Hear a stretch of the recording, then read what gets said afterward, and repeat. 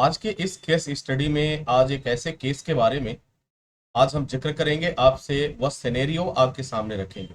जितने भी safety officer हैं, जितने भी सेफ्टी एक्सपर्ट हैं, उनके लिए काफी महत्वपूर्ण है, काफी इंपॉर्टेंट है। एक हेल्थ सेफ्टी ऑफिसर, एक फायर सेफ्टी ऑफिसर, एक फूड सेफ्टी ऑफिसर की लाइफ में वो समय काफी आ, अजीब सा होता है जब उसे किसी की क्लेम की बात आती है। अब घटना कुछ इस तरीके का है कि एक ट्रक ड्राइवर जो मुंबई से चलकर झारखंड यानी रांची तक जाता है। एक कंपनी में वो कार्यरत है। मुंबई से चला और झारखंड यानी रांची में पहुंचा।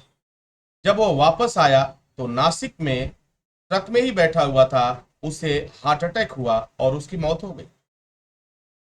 जब जब उसके परिवार वाले कोर्ट में गए, लोअर कोर्ट में गए, तो लोअर कोर्ट ने यह कहते हुए खारिज कर दिया कि गाड़ी चल नहीं रही थी, गाड़ी खड़ी थी और वह ट्रांसपोर्ट का काम नहीं कर रहा था, इसलिए उसे कंपनसेशन नहीं मिलेगा, उसे मुआवजा नहीं मिलेगा। लेकिन dear students and my dear friends, इस केस को जब एनालिसिस मैंने किया और इस केस की जब जांच मैंने किया तो पाया कहानी कुछ और थी।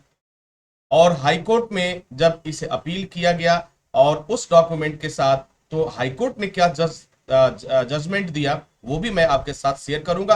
वो पॉइंट्स कौन कौन से हैं जिस आधार पर उसे कंपनसेशन नहीं मिला, और वह कौन से पॉइंट थे जिस आधार पर हाई कोर्ट भी मजबूर हो गई, बॉम्बे हाई कोर्ट भी मजबूर हो गई।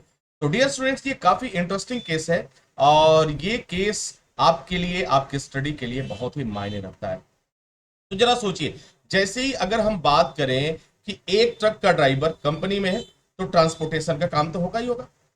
वह मुंबई से चलता है और कहां पहुंचता है? रांची पहुंचता है, झारखंड में जाता है। यानी पहला पॉइंट तो ये हो गया कि ये जो है दो स्टेट का मामला हो गया, भारत के अंतर्गत दो राज्यों का मामला हो गया। ठीक है, पहला पॉइंट याद रखना। अब इस पॉइंट को जितने भी एसएसटी इंस्टीट्यूट के स्टूडेंट्स हैं वो बखूबी समझ पाएंगे, क्योंकि जैसे ही जब दो स्टेट का मामला आता है और ड्यूटी की मामला आता है तो आप इन कुछ शब्दों को याद करो और आप समझ जाओगे कि वास्तव में यह मामला किस तरफ जा रहा है। जैसे पहला आपको याद रखना है एट वर्क, दूसरा ऑन ड्यूटी, उसके बाद से क्या होगा? Work place. ठीक है, ये सारी चीजें, जब तीन चीजों को जब आप मिला करके कंसीडर करोगे, जब तीन बातों को मद्देनजर रखते हुए आप इस केस को एनालिसिस करोगे, विश्लेषित करोगे, विश्लेषण करोगे, तो आपको वह चीज नजर आएगा। अब देखो, मुंबई से लेकर के और रांची तक जाने में उस ड्राइवर को कितने दिन का समय लगा? 27 दिन का समय लगा। कितना दिन? याद रखना, 27 डेज वह कंटिन्यू वह यात्रा कर रहा है, ट्रेवल कर रहा है, यानी वहां से गया और आया।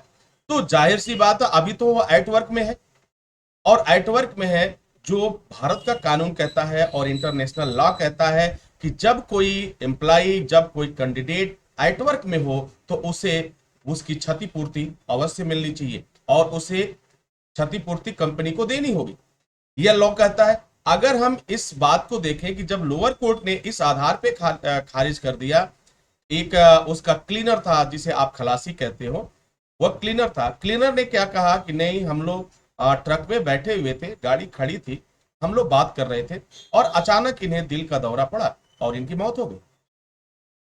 इस बयान के आधार पर कोर्ट ने अपना जजमेंट दे दिया, कोर्ट ने अपना फैसला दे दिया।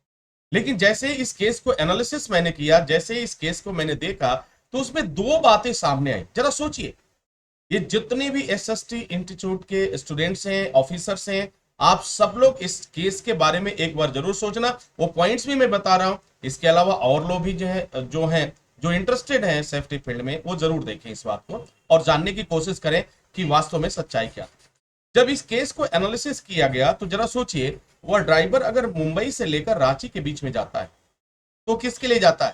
पहला पॉइंट निकल के आता है कि वह कंपनी के लिए जाता है, राइट। 27 दिन तक, 26 से 27 दिन की यात्रा कंटिन्यू करते हुए वो पहुंच जाता है नासिक दोबारा। वो किसके लिए जाता और आता है?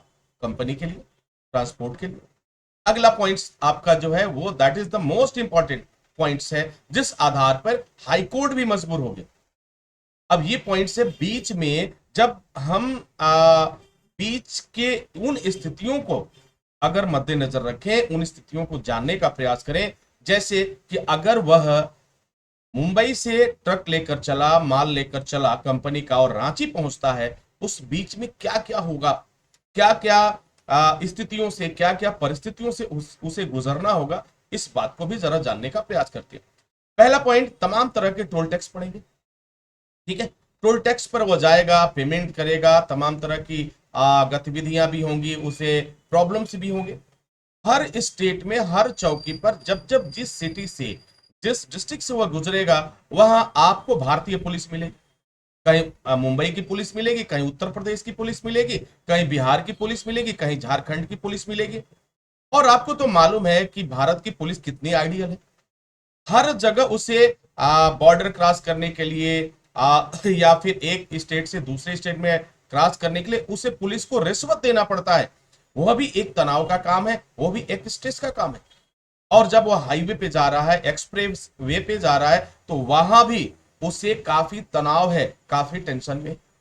यानी जो इंसान कंटिन्यू 26 से 27 दिन तक इन तमाम परिस्थितियों से लड़ता हुआ, उलझता हुआ, और फिर सही सलामत पहुंचता है, कहां पहुंचता है, अपने जहां से उसने सफर शुरू किया था, नासिक पहुंचता है, महाराष्ट्र पहुंचता है।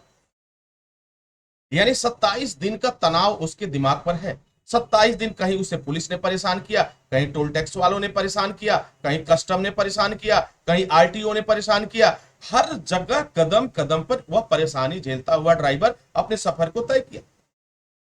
और आप तो जानते हैं, आप एक सिटी में, एक जिले में अगर आप गाड़ी चलाते हैं, आप फोर व्हीलर चलाते हैं या बाइक चलाते हैं डियर स्टूडेंट, तो आप को ध्यान होगा कि वहां भी आपको पुलिस का डर होता है, चालान का डर होता है, तमाम तरह की बात। तो अगर ये गाड़ी जा रही है तो उस ड्राइवर को भी काफी प्रेशर था। वापस आया तो ये जो एनालिसिस मैंने केस किया, तो उसमें जो रिजल्ट सामने आया, ये तनाव के वजह से, एक्स्ट्रा तनाव के वजह से उस ड्राइवर की मौत हो गई। और तनाव किसके वजह से आया, तो काम की वजह से आया। किसका काम था, तो कंपनी का काम था। कौन कर रहा था, तो वो ड्राइवर कर रहा था। कितने दिन लगातार किया, वह एट वर्क में है, अपने घर नहीं गया सर, वह एट वर्क में है। और इस ऑन बिहाफ पर, इस बेस पर जब मुकदमा फाइल किया गया, ये पिछले कुछ दिन पहले मुकदमा फाइल किया गया था, इसकी रिपोर्ट भी मैंने बनाई थी। और जैसे इस केस को फाइल किया गया, तो dear students and my dear friends, जो नतीजा सामने आया, जज ने इस बात को एक्सेप्ट किया कि इस ड्राइवर की मौत इस कार्य की वजह से हुई है, इस कंपनी की वजह से हुई है। यह जो काम कर रहा था एक्स्ट्रा तनाव की वजह से हुआ है, और उसका क्लेम पास हो गया, उसे कंपनसेशन मिला। तो डियर स्टूडेंट्स, इस तरह के कुछ जो केसेस हैं, उनका रेफरेंस आप लेकर के आप भी अपने जहां पे भी आप ड्यूटी करते हैं, अगर इस तरह के सिचुएशंस आएंगे, तो फिर आप इन केसों का हवाला देकर रिपोर्टिंग कर सकते हैं। इन केसों का हवाला देकर के आप उसकी जांच रिपोर्ट बना सकते हैं। ठीक है, और केस की जो डिटेल है, अगर आपको कभी आवश्यकता पड़े तो केस की डिटेल भी मैं आपको प्रोवाइड करा दूंगा, वो आप देख सकते हैं। बाई बॉम्बे हाई कोर्ट का ये मामला है। तो डियर स्टूडेंट्स, आई होप कि ये सिनेरियो आप समझ चुके होंगे। अगर इस तरह की घटना अगर सामने आती है या इससे रिलेटेड आती है, तो आई होप कि आप उस चीज को बहुत अच्छे से ट्रीट कर पाएंगे, बहुत अच्छे से इस बात को समझ पाएंगे कि कार्य के दौरान, यानी एट वर्क के दौरान, ये तो क्लियर है कि एट वर्क के दौरान यदि किसी भी व्यक्ति की मृत्यु होती है, किसी भी ड्राइवर की, एम्प्लॉय की, वर्कर की अगर मौत होती है, तो वह मुआवजा का हकदार होगा, वह उसे मुआवजा मिलेगा। ऐसा हाईकोर्ट ने भी किया और उस व्यक्ति को मुआवजा मिला भी। तो डियर स्टूडेंट, इसी के साथ इजाजत चाहते हैं। नेक्स्ट वीडियो में हम पुनः हाजिर होंगे, तब तक के लिए अपना ख्याल रखिए। Wish you all the best. Thank you for watching, thank you for